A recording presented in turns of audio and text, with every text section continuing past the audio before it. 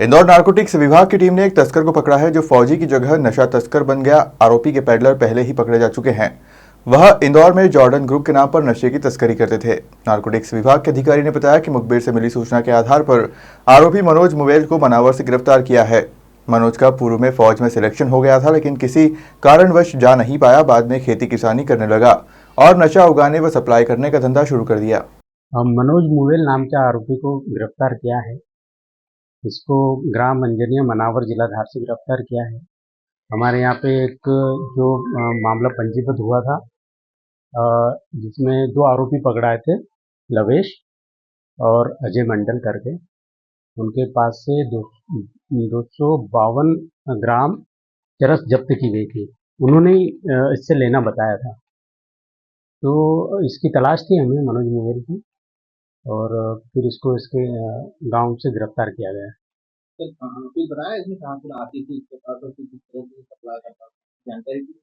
इसने अभी पूरी जानकारी नहीं दी, लेकिन इतना बताया है कि अपने खेत में गांजा उगाता था और उसी से फिर सप्लाई करता था। अभी तक कितना सप्लाई कर चुका होगा और लोगों के बारे में जानकारी? अभी तो ज़्यादा जानकारी नहीं दी है, क्योंकि हर आरोपी बोलता है कि साहब मैंने पहली बार ही किया है, लेकिन वो जांच का विषय है, जांच कर रहे हैं। उनके 2 लाख रुपए अनुमानित कीमत थी। इंदौर के कन्या थाना क्षेत्र से दिन दहाड़े भोपाल के रहने वाले कारोबारी गया प्रसाद पाल का प्रॉपर्टी विवाद और अन्य बात के चलते अपहरण का मामला सामने आया है। पूरे मामले में फरियादी ने पुलिस को शिकायत की थी कि निक्की नामक व्यक्ति अपने साथियों के साथ उसका अपहरण किया था और उसके बाद शहर से दूर ले जाकर उनसे बैंक के खाते की पासबुक पर दस्तखत करवा लिए और जान से मारने की धमकी दी। जहां फरियादी की शिकायत के आधार पर पुलिस जांच पड़ताल में जुटी हुई है। थाना कनाड़िया के अंतर्गत कल एक अपराध पंजीबद्ध हुआ है और इसमें एक फरियादी जो बेसिकली भोपाल से थे, वो यहाँ किसी जो यहाँ तहसील कनाड़िया है उसमें अपने कोई किसी केस के बारे में आए थे और उनका कोई यहाँ पर प्रॉपर्टी डिस्प्यूट भी चल रहा था। जब वो वहाँ से निकले हैं तो उनके जो पूर्व का जिनके साथ में उनका प्रॉपर्टी व्यवसाय का आपसी लेन देन भी है और एक दूसरे को जानते भी हैं, उनकी गाड़ी रोकी गई जो भोपाल से जो आए थे और उनके जो साथी थे वो उन्हीं की गाड़ी में, उनको ड्राइवर हटा करके खुद उन्हीं की गाड़ी में, जो फरियादी थे उन्हीं की गाड़ी में वो बैठ करके गए हैं और लगभग 3-6 फाल तक भी पहुँचे।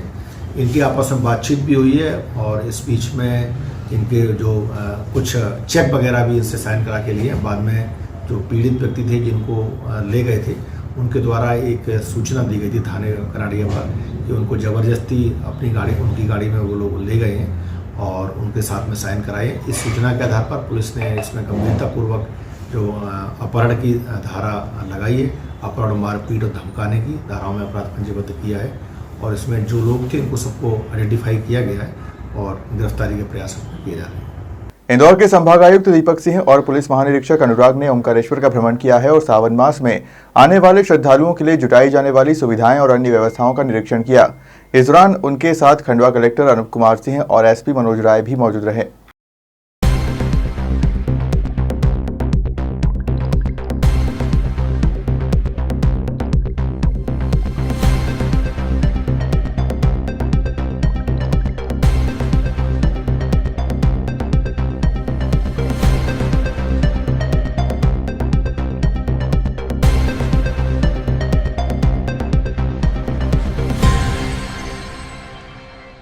इंदौर के तिलकनगर थाना क्षेत्र में महिला बैंक कर्मी के साथ शादी के नाम पर दुष्कर्म करने का मामला सामने आया है।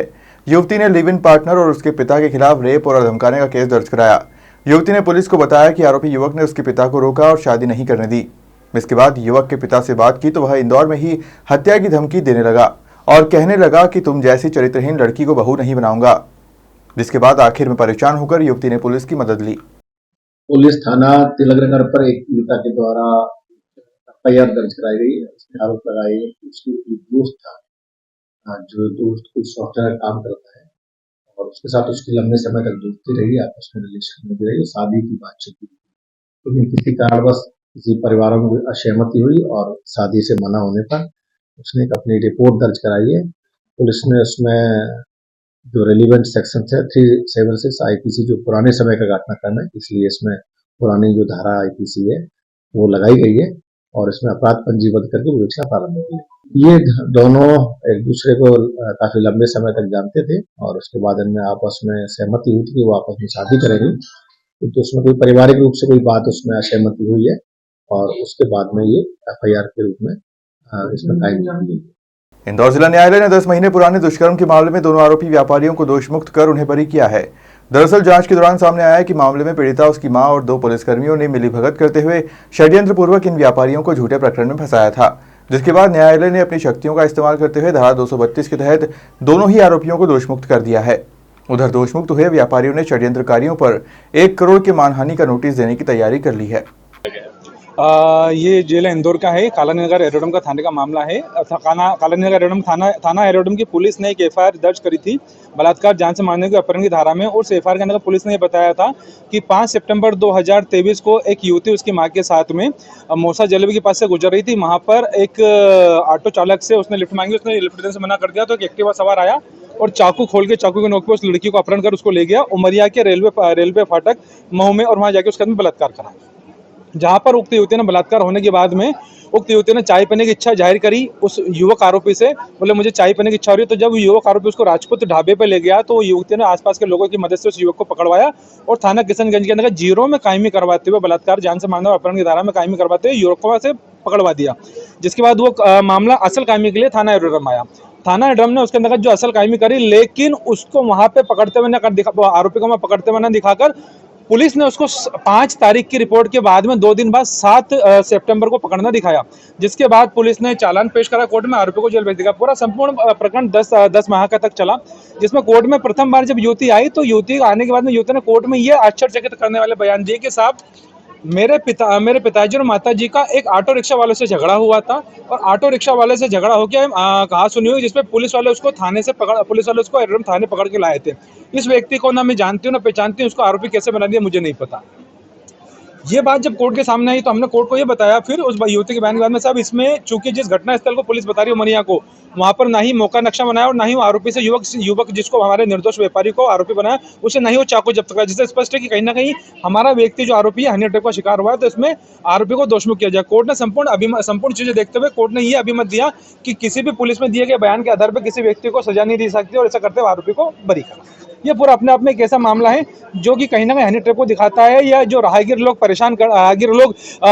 जो आप नाइट कल्चर में जैसे का देखा होगा, लड़के लड़की झगड़े करते हो उनकी आप मदद करने जाते हो तो कहीं ना कहीं जो मदद करता है वही प्रताड़ित हो जाता है, वो उसी को शिकार हो जाता है। ये उसका समकक्ष एक मामला है जिसमें हनी ट्रैप के माध्यम से इस युवती उसके परिवार ने इस व्यापारी से पैसे की डिमांड भी करी थी। इन्फॉर्मेशन का कोई इसके बाद अब चूंकि हमारे जो कि आरोपी बरी हो गया है, कोर्ट ने इसमें धारा 232 का आप शक्तियों का इस्तेमाल करते हुए अन्य गवाहों को ना बुलाते हुए युवती के बयान के बाद ही इसमें बरी करते, हमें उस युवती उसकी माता सहित 2 पुलिसकर्मी जो सब इंस्पेक्टर, एक थाना किशनगंज की जिसने झूठी एफआईआर लिखी और थाना एरोड्रम का पुलिस सब इंस्पेक्टर जिसने इसके अंदर झूठा इन्वेस्टिगेशन का, उनके खिलाफ 1 करोड़ रुपए की मानहानि का व्यापारी की तरफ से नोटिस भी भिजवा रहे हैं और साथ में ही फंडामेंटल राइट को लेकर हाईकोर्ट में पिटीशन लगा रहे हैं और माननीय मुख्यमंत्री महोदय से भी हमने इन पुलिस वालों के खिलाफ सख्त कार्रवाई की मांग की। कृष्ण कुमार कुन्हारे।